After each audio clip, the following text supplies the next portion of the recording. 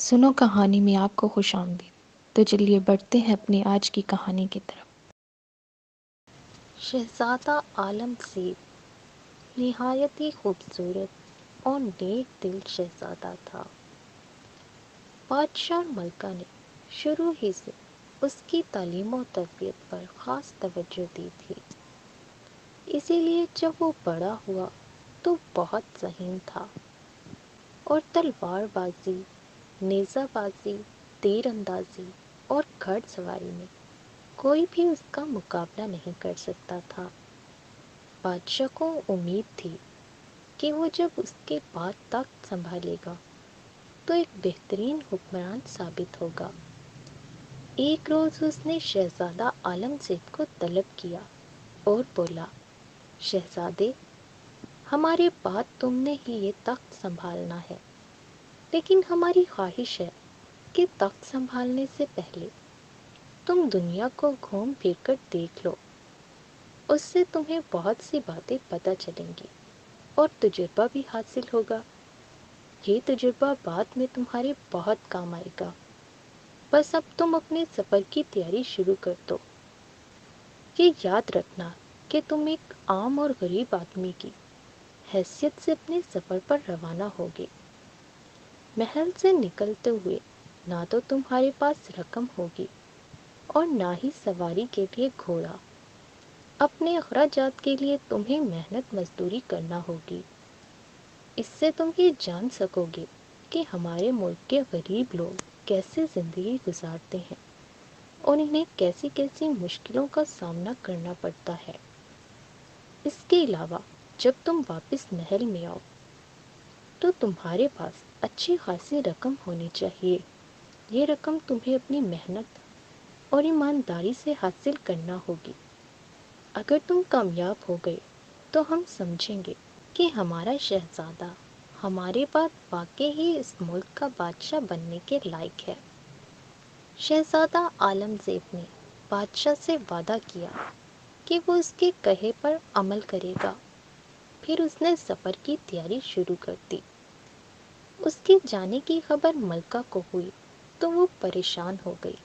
اس کی پریشانی بھانپ کر شہزادے نے ماں کو تسلی دی اور کہا، امی حضور، مجھے یہ اچھا موقع ملا ہے۔ میں دنیا میں گھوم پھر کر تو یہ سیکھ سکوں گا کہ آخر مجھے وہ سب کچھ کیسے سنبھالنا ہے جو ابا جان نے سنبھالا ہوا ہے۔ شہزادہ محل سے نکل چکا تھا۔ وہ جنگل میں پہنچ گیا۔ اس کے پاس کھانے پینے کا سامان نہیں تھا اور نہ ہی اس کے پاس پیسے تھے۔ شہزادے نے جنگل میں پہنچ کر جنگل کے درخت سے پھل توڑے اور انہیں کھا کر اپنی بھوک مٹائی۔ وہاں بیروں کی جھاڑیاں بھی تھیں جن میں سرخ سرخ میٹھے بیر لگے تھے۔ اس نے ان بیروں کو توڑ کر اپنی جیبوں میں بھر لیا تاکہ جب دوبارہ اسے بھوک لگے تو وہ انہیں کھا سکے۔ قریب ہی ایک دریا بہہ رہا تھا۔ اس نے دریا سے پانی پیا اور دوبارہ اپنا سفر روانہ ہو گیا۔ اس کا خیال تھا کہ کسی آبادی میں پہنچ جائے تو پھر سوچے گا کہ اسے کیا کرنا چاہیے۔ وہ اللہ کا نام لے کر آگے کی جانب چل دیا۔ اسے چلتے ہوئے کافی دیر ہو گئی تھی، مگر وہ تھا کہ بغیر رکے چلا ہی جا رہا تھا۔ تھوڑی ہی دیر بعد اسے ایک مکان کے آثار نظر آئے۔ چھوٹے چھوٹے گھر اس کی نظروں کے سامنے گھوم گئے۔ وہ خوش ہو گیا اور اپنی رفتار مزید تیز کر دی۔ زیادہ دیر نہ گزری تھی کہ وہ ایک مکان کے قریب پہنچ گیا۔ وہ ایک گاؤں تھا اور اس کی آبادی بھی کافی تھی۔ جیسے ہی وہ گاؤں میں پہنچا تو اسے ایک آدمی ملا۔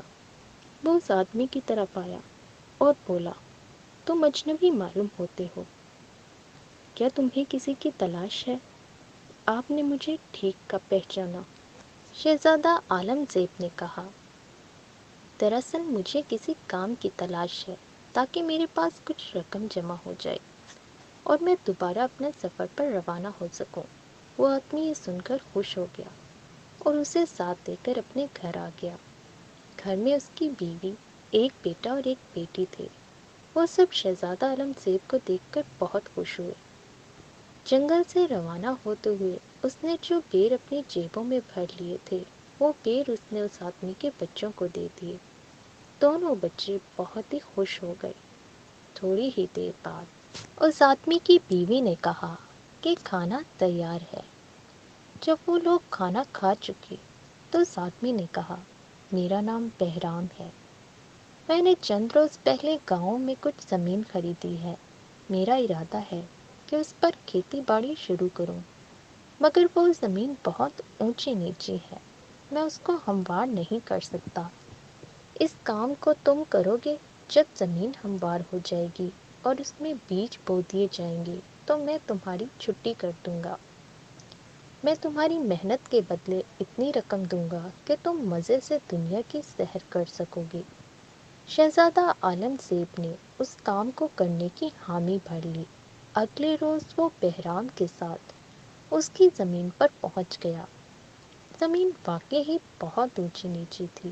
شہزادہ عالم زیب نے کدال سنبھالی اور کام شروع کر دیا۔ بہرام کو کوئی کام یاد آ گیا تھا، اسی لیے وہ گھر چلا گیا۔ اچانک شہزادہ عالم زیب کی کدال کسی دھاتی چیز سے ٹکرائی۔ اس نے وہاں مٹی کو ہاتھوں سے ہٹایا تو اسے ایک پیتل کی ہنڈیا نظر آئی۔ اس پر ایک ڈھکن ڈھکا ہوا تھا۔ اس نے ڈھکن کو اٹھا کر اندر جھانکا تو ہنڈیا میں چمچماتی ہوئی سونے کی اشرفیاں نظر آئی۔ وہ ان اشرفیوں کو دیکھ کر بہت حیران ہوا اور اس ہنڈیا کو دوبارہ مٹی سے ڈھانپ دیا۔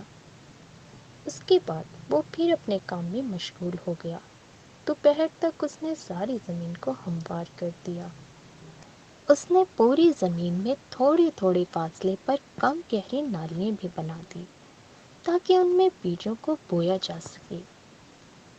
یہ بہت ہی محنت اور مشقت کا کام تھا، مگر وہ بڑی ہی جافشانی سے لگا رہا۔ اس قدر محنت کا کام کرنے کی وجہ سے شہزادہ عالم زیب کو بہت زیادہ تھکن محسوس ہونے لگی۔ وہ ستانے کے لیے ایک درخت کے نیچے بیٹھ گیا۔ بہرام کو گئے ہوئے بہت دیر ہو گئی تھی۔ وہ جب گھر سے واپس آیا تو شہزادہ عالم زیب اپنا کام ختم کر چکا تھا۔ اس کے کھیتوں کی زمین بالکل ہموار ہو چکی تھی۔ اس نے اس کی محنت اور کام کی بہت تعریف کی۔ بہرام اپنے ساتھ گھر سے کھانا بھی لایا تھا۔ دونوں نے ساتھ بیٹھ کر کھانا کھایا۔ شہزادہ عالم زیب نے اسے اپنے ابھی تک اشرفیوں کی ہنڈیا کے بارے میں کچھ نہیں بتایا تھا۔ دوسرے روز جب بیج ڈالنے کی باری آئی تو شہزادہ عالم زیب نے بہرام کو وہ ہنڈیا دکھائی۔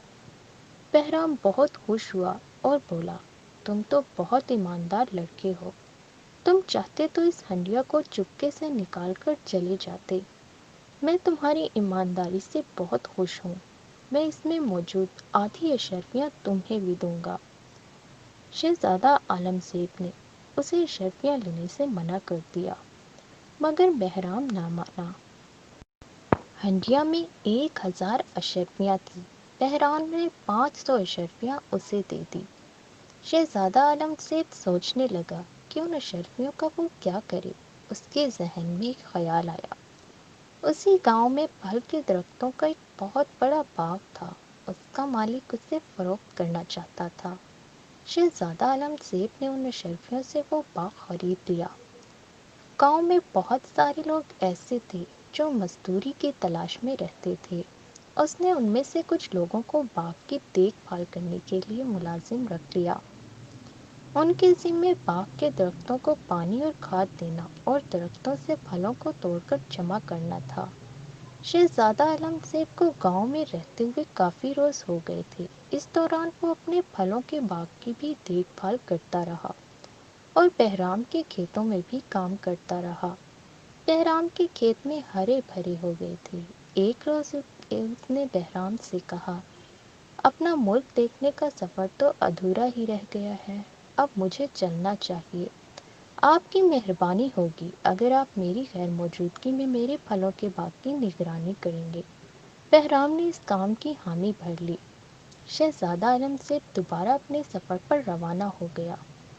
اس کے پاس اب پیسوں کی کمی نہیں تھی۔ بہرام نے چلتے ہوئے اسے بہت سارے سونے کے سکے بھی دیے جو کھیتوں میں کام کرنے کی مزدوری تھی۔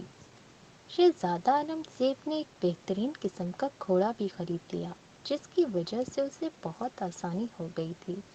چونکہ اس کے پاس بہت سی رقم تھی اسی لیے اب اسے کوئی کام کرنے کی بھی ضرورت نہیں تھی۔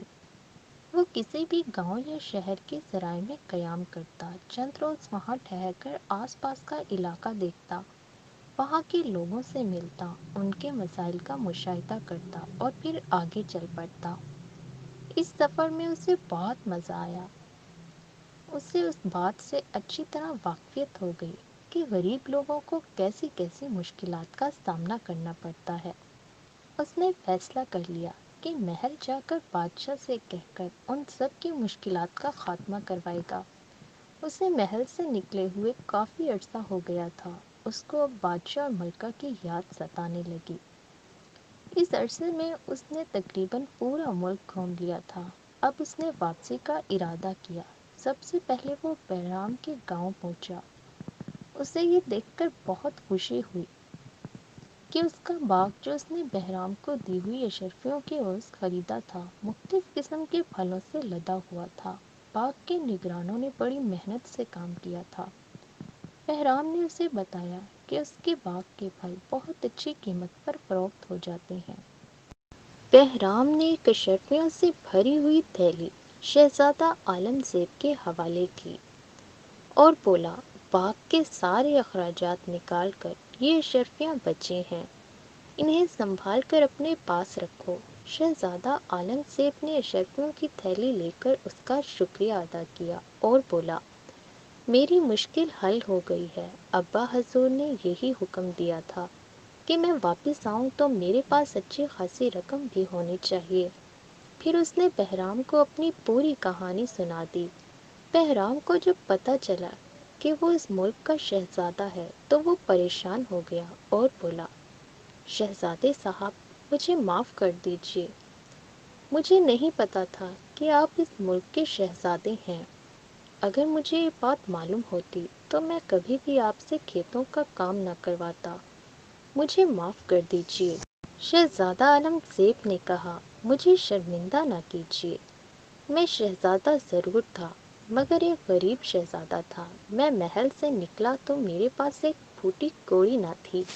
آپ نے تو مجھ پر احسان کیا ہے، آپ ہی کی وجہ سے تو میں اس قابل ہوا ہوں کہ اپنے ابا جان کی نظروں میں سرخ ہو سکوں۔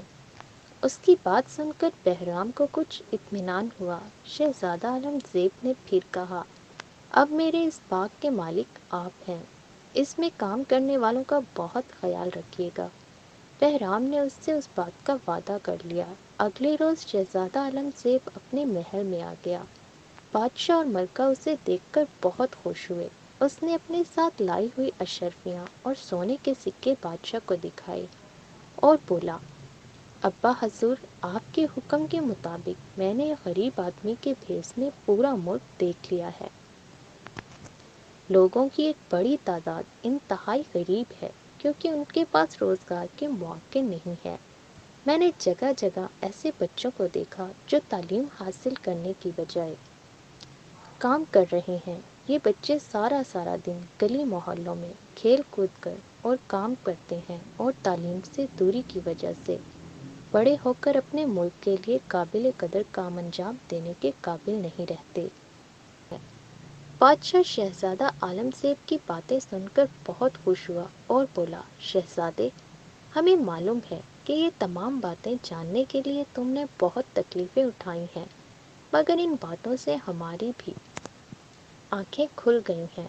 ہم کل ہی یہ حکم جاری کریں گے کہ ملک میں بہت سے مکتب اور مدرسے کھولے جائیں تاکہ کوئی بچہ تعلیم سے محروم نہ رہ سکے۔ ہر گاؤں اور دیہات میں جگہ جگہ کنویں کھودے جائیں تاکہ وہاں کے رہنے والوں کو آسانی سے پانی دستیاب ہو۔ ہم یہ حکم بھی دیں گے کہ پورے ملک میں بہت سے ایسے تربیتی مراکز بنائے جائیں جن میں ہنر سکھانے والے نوجوانوں کو مختلف ہنر سکھائیں۔ ہمارے ملک کے لوگ ہنر مند ہوں گے تو انہیں ان کے کام کے پیسے بھی بہت زیادہ ملیں گے۔ پھر ایسا ہی ہوا۔ چند ہی روز میں بادشاہ کے احکامات کی تکمیل کر دی گئی۔